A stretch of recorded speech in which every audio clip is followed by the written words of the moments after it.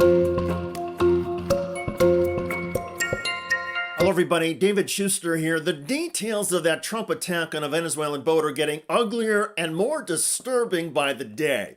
When the story began, there was this. You're looking at video shared by President Trump that his administration says shows the military striking a boat from Venezuela allegedly carrying drugs. The president says 11 were killed in the attack. Now, several news organizations, including the New York Times, are reporting boats suspected of smuggling drugs are said to have turned before U.S. attacked it. Quote, a Venezuelan boat that the U.S. military destroyed in the Caribbean last week had altered its course and appeared to have turned around before the attack started because the people on board had apparently spotted a military aircraft stalking it, according to American officials familiar with the matter. The military repeatedly hit the vessel before it sank, the officials added, speaking on the condition of anonymity to discuss a sensitive matter.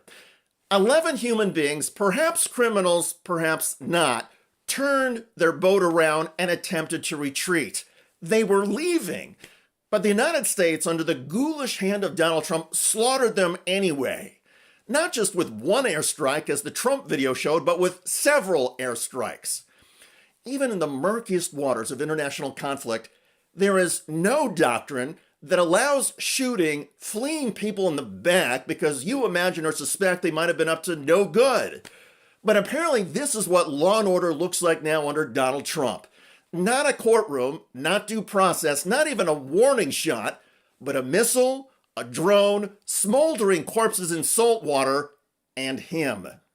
We just, over the last few minutes, literally shot out a boat, a drug-carrying boat, a lot of drugs in that boat. Even before the revelation about the boat's retreat, the attack was controversial. This outboard boat was 2,700 miles. How do we know it was coming to the U.S.?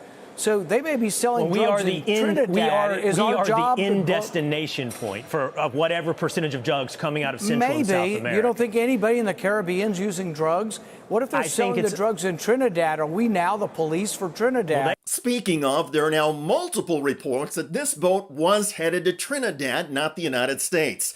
There are also questions as to whether the people on the boat were drug smugglers.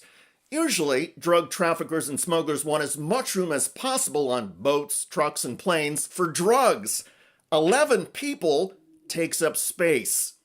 Realize that off of Miami, a dozen ships will be interdicted today. They will be stopped, boarded, and searched. Some of them will have drugs, some of them won't. The reason we board them before we blow the crap out of them is some of them don't have drugs. Think about it this way, and this is how people don't quite get this. Let's say there's a house in your neighborhood and they're all selling fentanyl and thousands of people are dying and you're just so mad. Do you go over there and just kill them or burn them? No, you go to a judge and you get a warrant and you do that. But we Senator, have an interdiction program. I feel like the difference there is you're talking about an American citizen on an American soil. And of no, course, we're talking about ships off of Miami. We're talking about people speeding along off of Miami. Are we going to just simply blow them up? The Trump administration, including the president, the vice president, and the Secretary of Defense, keep arguing publicly that this is war and that the drug traffickers need to be treated as enemy combatants. So we've got assets in the air, assets in the water, assets on ships, because this is a deadly serious mission for us. And it won't stop with just this strike. Anyone else trafficking in those waters who we know is a designated narco-terrorist will face the same fate. And it's important for the American people to protect our homeland and protect our hemisphere. But if our homeland and our hemisphere are under assault, the administration should go to Congress and get a declaration of war. Have Congress vote to approve military attacks like this. Make the argument that the drug traffickers are literally poisoning tens of thousands of Americans every year. But the Trump administration officials will only make that argument on television and on conservative cable news. There has been no lobbying of Congress for military approval. There have been no hearings, no testimony, no following the Constitution, just killing people on a boat that had turned around in retreat. Either it was an act of war, and if it's an act of war, it was never declared by Congress, and only Congress has the power to declare war. Or it was law enforcement. But if it's law enforcement, people have a right to be arrested and to have due process and to have a trial before they're executed. So I would say that that was an action that was lawless and contrary to our Constitution, because it did not follow a declaration of war by Congress, and it did not conform to any of the requirements that we have for criminal prosecution. With all due respect to Congressman Raskin, I'm going to be more blunt.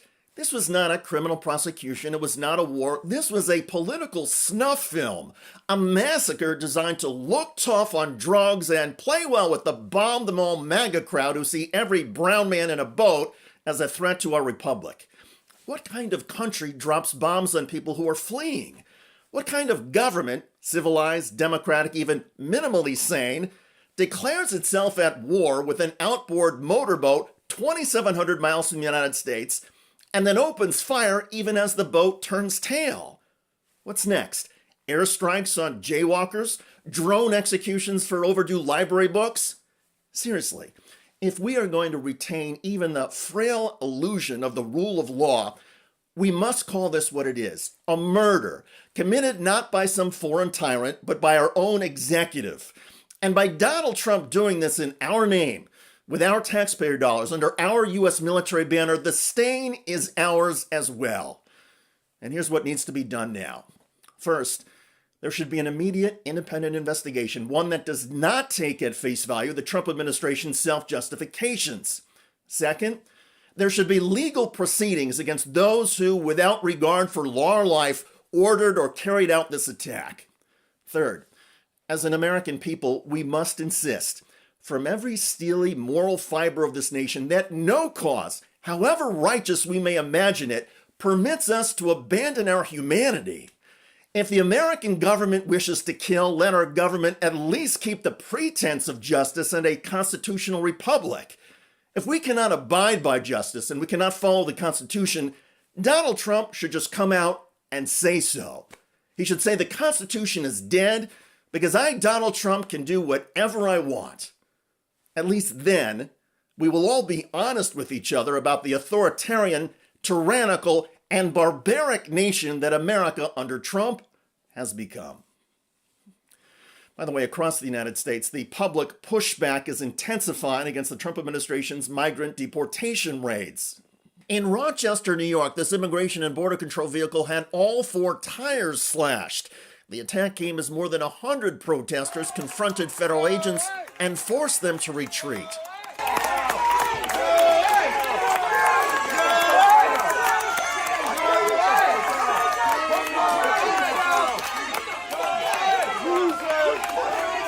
The agents had tried to arrest residential construction workers when neighbors and activists, including Rachel Barnhart, who recorded this, heard about the raid and swarmed the site.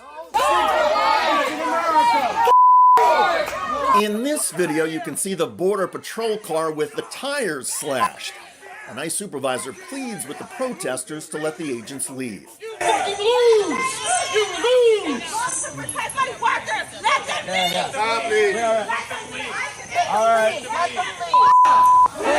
Check out that video at the link below. It generated a lot of comments on YouTube. One of the most popular from Jesus Says, who wrote, "I would rather have 100 illegal immigrants as neighbors than a single Trump fan." Indeed. I look forward to reading your comments about the Trump administration bombing and killing 11 people on a boat near Venezuela, even after the boat had turned around and was in retreat. I'm David Schuster. Thanks for joining us.